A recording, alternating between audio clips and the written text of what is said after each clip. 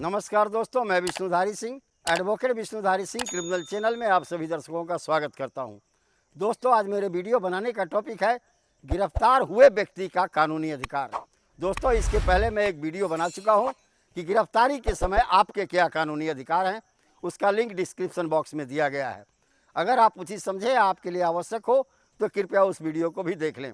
आज का वीडियो सिर्फ इसी मुद्दे पर है दोस्तों कि गिरफ्तारी के बाद अभियुक्त का क्या अधिकार है, यानी मुद्दालय का क्या अधिकार है। दोस्तों, जब आप गिरफ्तार होते हैं पुलिस के द्वारा, तो पुलिस अपने कस्टडी में रख करके आपको टॉर्चर करती है, मानसिक प्रताड़ना देती है, ताकि आपसे कुछ धन उगाही कर सके, आपसे कोई अन्य वस्तु की प्राप्ति कर सके। इन्हीं सब प्रताड़ना के बचाव के लिए भारतीय संविधान में और कोड ऑफ क्रिमिनल प्रोसीजर के अंदर में मुद्दालय को कुछ प्रावधान दिए गए हैं दोस्तों, कुछ नियम दिए गए हैं, कुछ उसके लिए व्यवस्था बनाई गई है कि मुद्दालय अगर गिरफ्तार हो जाए, उसके बाद पुलिस उससे प्रताड़ित न करे, पुलिस उससे कोई भी चीज़ बलपूर्वक न छीने। दोस्तों, सबसे पहले आइए समझते हैं इंडियन कॉन्स्टिट्यूशन क्या कहता है। दोस्तों, सबसे पहले दोस्तों इंडियन कॉन्स्टिट्यूशन का आर्टिकल 22 सब क्लॉज 1 कहता है कि जो व्यक्ति गिरफ्तार हुआ है उसे अपने अधिवक्ता से मिलने का पहला अधिकार है। यानी जो व्यक्ति की गिरफ्तारी पुलिस ने की है, उस व्यक्ति को सबसे पहले उसके अधिवक्ता से मिलने का आदेश दिया। उसी संविधान का आर्टिकल 22 सब क्लॉज 2 कहता है दोस्तों कि जिस मुद्दालय को पुलिस ने गिरफ्तार किया है, उस मुद्दालय को गिरफ्तारी के समय से मात्र 24 घंटे के अंदर में न्यायालय में उपस्थित कर दिया जाए। और इंडियन कॉन्स्टिट्यूशन के ही आर्टिकल 21 में 21 में कहा गया है दोस्तों कि वह अभियुक्त जिसे गिरफ्तार करनी है, अगर न्यायालय का आदेश नहीं है तो उसे गिरफ्तार नहीं किया जाएगा। यानी न्यायालय के आदेश के बिना किसी अभियुक्त की गिरफ्तारी असंवैधानिक है। दोस्तों, ये हो गया संविधान की व्यवस्था, संविधान की व्याख्या। अब आइए आते हैं कोड ऑफ क्रिमिनल प्रोसीजर में। आप अभियुक्त के बारे में, जिस अभियुक्त की गिरफ्तारी पुलिस के द्वारा हो चुकी है, उसके कौन कौन से कानूनी अधिकार हैं। तो दोस्तों, सीआरपीसी का सेक्शन 41 सब क्लॉज डी कहता है कि जो व्यक्ति को पुलिस गिरफ्तार किया है, जिस मुद्दालय को पुलिस ने गिरफ्तार किया है, उसके पास सबसे पहले उसके अधिवक्ता से विचार विमर्श करने का अधिकार है। यानी उसके अधिवक्ता को पुलिस बुलाएगी और उससे विचार विमर्श करने की छूट देगी।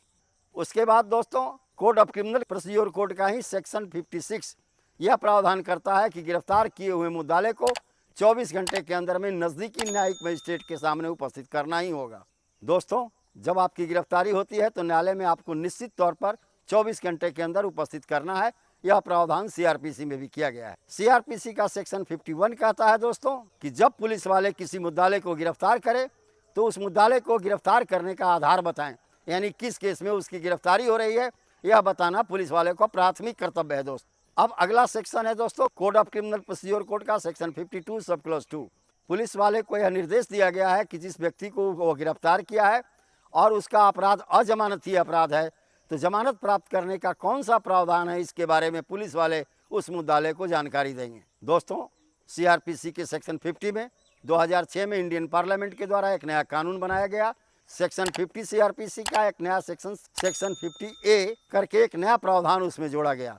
तो सेक्शन 50A क्या प्रावधान है दोस्तों, इसको जरा देखते हैं। Section 50A of the code of criminal procedure कहता है कि जिस व्यक्ति की पुलिस के द्वारा गिरफ्तारी होती है, उस व्यक्ति के परिवार को या उसके निकटतम व्यक्ति को उस व्यक्ति की गिरफ्तारी की सूचना देना आवश्यक है। अगर ऐसा पुलिस के द्वारा नहीं किया गया तो पुलिस को कानूनी रूप से उसे दंडित किया जाएगा। Section 54 code of criminal procedure कहता है दोस्तों कि जिस मुद्दालय को पुलिस ने गिरफ्तार किया है, सबसे पहले ले जाकर उसका मेडिकल चेकअप कराए।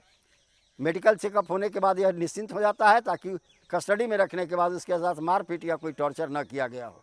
दोस्तों, इसी सेक्शन के अंदर में यह प्रावधान किया गया है कि अभियुक्त को जब गिरफ्तार किया जाए तो गिरफ्तारी का समय और गिरफ्तारी का स्थान निश्चित तौर पर निर्देशित किया जाए और लिखा जाए। चूँकि ऐसा न करने से पुलिस फेक गिरफ्तारी करती है, मुद्दालय को अपने कस्टडी में रख के टॉर्चर करती है और उसे धन उगाही करती है।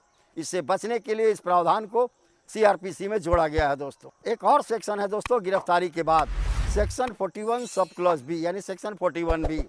इसमें कहा गया है दोस्तों कि मुद्दालय की गिरफ्तारी के बाद उसे एक मेमोरेंडम ऑफ अरेस्ट देना होगा। दोस्तों, इसके अंदर में मुद्दालय का नाम, मुद्दालय कहाँ से पकड़ाया, मुद्दालय के पकड़ाने का समय, 2 गवाहों के समक्ष मुद्दालय स्वस्थ है, इस सब का वर्णन करते हुए मुद्दालय से दस्तखत करवाएगा और उन 2 गवाहों से दस्तखत करवाएगा और उसका एक प्रति मुद्दालय के परिवार वाले को देगा। अब आइए दोस्तों देखते हैं ऑनरेबल सुप्रीम कोर्ट और ऑनरेबल हाई कोर्ट ने इन्हीं प्रावधानों के ऊपर में विभिन्न केसों में क्या कहा है। एक लैंडमार्क जजमेंट है ऑनरेबल सुप्रीम कोर्ट का दोस्तों, DK Basu versus state of West Bengal.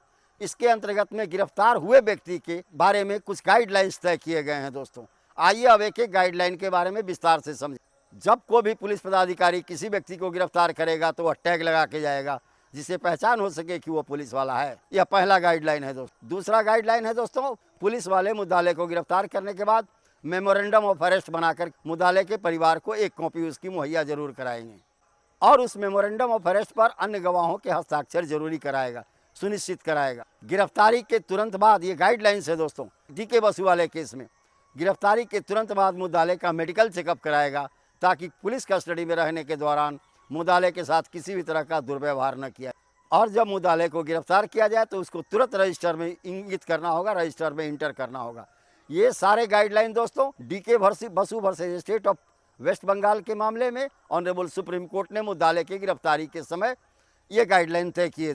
अब एक अगला ऑनरेबल सुप्रीम कोर्ट का समझते हैं दोस्तों, ऑनरेबल सुप्रीम कोर्ट का जजमेंट के बारे में। Sheela versus state of Maharashtra, इसके अंतर्गत में ऑनरेबल सुप्रीम कोर्ट ने गाइडलाइन दिया कि अगर कोई अभियुक्त या कोई मुद्दाले जो गरीब है, अगर उसे गिरफ्तार किया गया है तो पुलिस वाले उसे सरकारी स्तर पर वकील मुहैया कराएंगे।